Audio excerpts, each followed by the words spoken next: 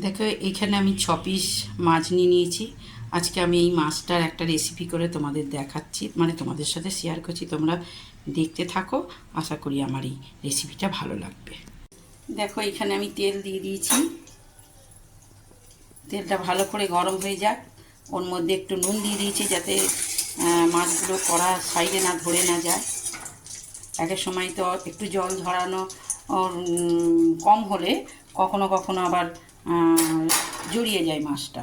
তো এইখানে আমি আগে থেকে নুন, হলুদ আর একটুখানি সর্ষের তেল মাখিয়ে রেখে দিয়েছি। এবার আমি মাছগুলোকে এক এক করে ভেজে নেব।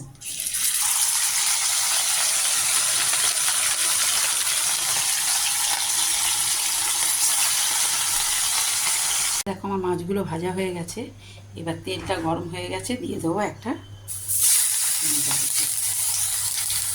রসুন আর পেঁয়াজ বেটে রেখে দিয়েছি, কিছু রেখেছি কাঁচা লঙ্কা, আর এইখানে সাদা সর্ষে, কালো সর্ষে আর 2 চামচ পোস্ত, এইগুলো পেস্ট করে রেখে দিয়েছি।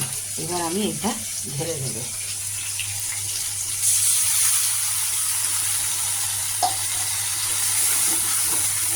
এবার এটা কিছুক্ষণ কষাতে থাকবো। পেঁয়াজের, রসুন, পেঁয়াজ, আদার যে একটা কাঁচা গন্ধ সেটা চলে যাবে।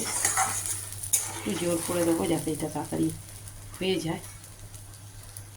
দিয়ে দিয়েছি পরিমাণ মতন নুন, আর দিয়েছি হলুদ গুঁড়ো, লঙ্কার গুঁড়ো আর কাশ্মীরি কালার লঙ্কা।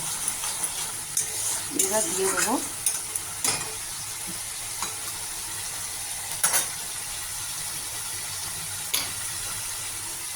এই যে বাটাটা আছে, এই বাটাটা দিয়ে দিলাম।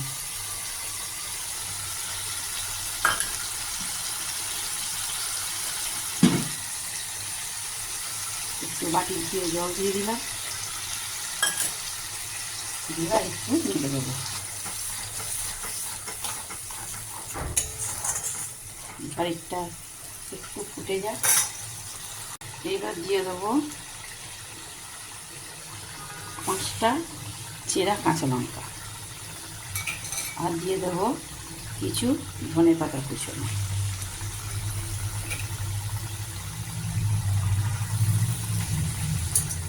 এবার এটা এর সাথে মেশাতে থাকি আবার কিছুক্ষণ।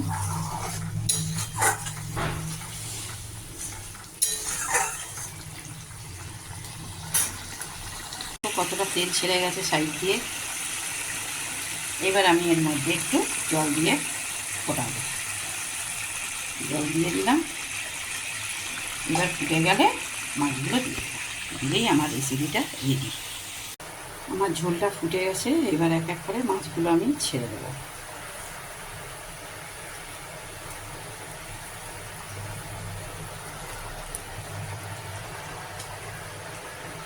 সব মাছগুলো দিয়ে এবার একটু চাপা দিয়ে দেবো।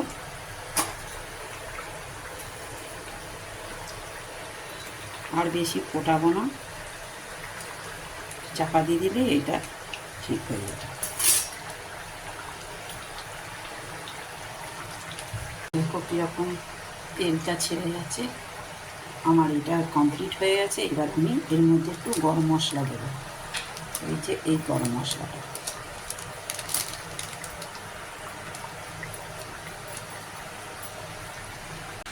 দেখো আমার এটা কীরকম হয়েছে। তবে আরেকটুখানি ঝোলটা মারলে ভালো হতো, কিন্তু আমাদের বেশি ঝোল শুকিয়ে যাওয়াটা পছন্দ করে না। তো সে যাই হোক, তো এইরকমই রেখেছি। দেখো, চলো দেখো আমার রেসিপিটা হয়ে গেছে, আমি দিয়ে দিলাম। এবার আমি খেয়ে নেবো, এটা আমার থালা।